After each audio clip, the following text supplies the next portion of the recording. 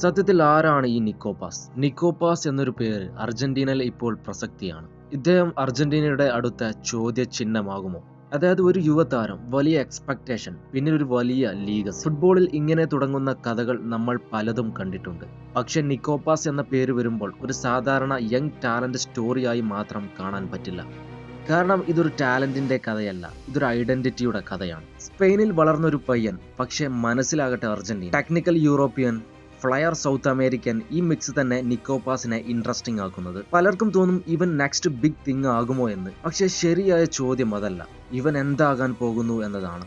Real Madrid അക്കാദമിയിൽ വളരുമ്പോൾ നിക്കോപാസ് ഒരു ടൈപ്പിക്കൽ അക്കാദമിക് പ്ലെയർ ആയിരുന്നു. കാമാണ്, പക്ഷേ പ്രഡിക്റ്റബിൾ അല്ല. ബാൾ കൺട്രോൾ സ്മൂത്ത് ആണ്, പക്ഷേ ഡിസിഷൻ മേക്കിംഗ് ഷാർപ്പ് അല്ല. ഇപ്പോൾ അവൻ മിഡ്ഫീൽഡിൽ സ്പേസ് കിട്ടുമ്പോൾ അവൻ കളി സ്ലോ ചെയ്യാനും ഫാസ്റ്റ് ആക്കാനും ഒരു അൺപ്രഡിക്റ്റബിൾ ആയിട്ടുള്ള താരം തന്നെ. പക്ഷെ അവിടെ ഒരു ട്വിസ്റ്റ് ഉണ്ടായിരുന്നു. റയൽ മാഡ്രിഡ് പോലൊരു ക്ലബിൽ ടാലന്റ് മാത്രം മതിയാകില്ല, ടൈമിംഗ് വേണം. അതിനാൽ നിക്കോപാസിന്റെ ജേണി സിമ്പിൾ അല്ല, ഇതൊരു സർവൈവൽ ആണ്. അർജന്റീന നാഷണൽ ടീമിൽ അവനെ കാണുമ്പോൾ സ്റ്റോറി മാത്രം മാറുന്നു.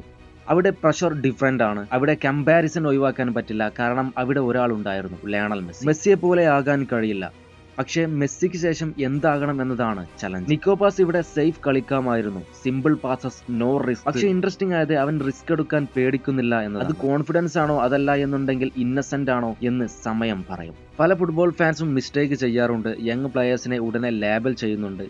Next Messi, future star, over rated. പക്ഷെ നിക്കോപാസ് പോലുള്ള പ്ലേയേഴ്സിനെ മനസ്സിലാക്കാൻ പേഷ്യൻസ് വേണം. കാരണം ഇവർ ഇൻസ്റ്റന്റ് ഇമ്പാക്ട് ഉണ്ടാക്കുന്നവരല്ല, സ്ലോ ആയിട്ട് ഡിസിഷൻ മേക്ക് ചെയ്യുന്നവരാണ്. ഇവിടെ ഒരു ഇമ്പോർട്ടന്റ് പേഴ്സ്പെക്റ്റീവ് ഉണ്ട്.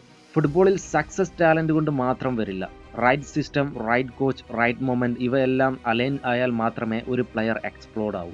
നിക്കോപാസ് ഇപ്പോൾ ഒരു സ്റ്റേജിലാണ്, പൊട്ടൻഷ്യലുണ്ട്, പക്ഷേ പ്രൂഫ് പ്രോസസ്സിലാണ് അവൻ. അവസാനം ഒരു കാര്യം, നിക്കോപാസ് നെക്സ്റ്റ് മെസ്സി ആകുമോ? പ്രോബബിളി ഇല്ല, പക്ഷെ അതാണ് അവന്റെ ബിഗ്ഗസ്റ്റ് അഡ്വാൻറ്റേജ്. ഫുട്ബോൾ നമ്മളെ പലപ്പോഴും കൺഫ്യൂസ് ചെയ്യും. നമ്മൾ പ്ലെയേഴ്സിനെ ഫ്യൂച്ചറായി കാണും, പക്ഷെ അവർ അവരുടെ പ്രസന്റ് ഫൈറ്റ് ആണ് ചെയ്യുന്നത്. നിക്കോപാസിന്റെ കഥ നമ്മളോട് പറയുന്നത് ഒരു സിമ്പിൾ ട്രൂത്ത് ആണ്. ടാലന്റ് നിനക്ക് ഡോർ തുറക്കും, പക്ഷെ ഐഡന്റിറ്റി ആണ് നീ എവിടെ എത്തുമെന്ന് തീരുമാനിക്കുന്നത്. സോ നമുക്ക് നല്ലൊരു പ്ലെയർ ആകട്ടെ എന്ന് നമുക്ക് പ്രാർത്ഥിക്കാം. മാത്രമല്ല അർജന്റീന അടുത്ത വേൾഡ് കപ്പ് എടുക്കട്ടെ എന്നും നമുക്ക് പ്രാർത്ഥിക്കാം, കാരണം അർജന്റീനയ്ക്ക് അതിനുള്ള സ്ട്രെങ്ത് ഉണ്ട്.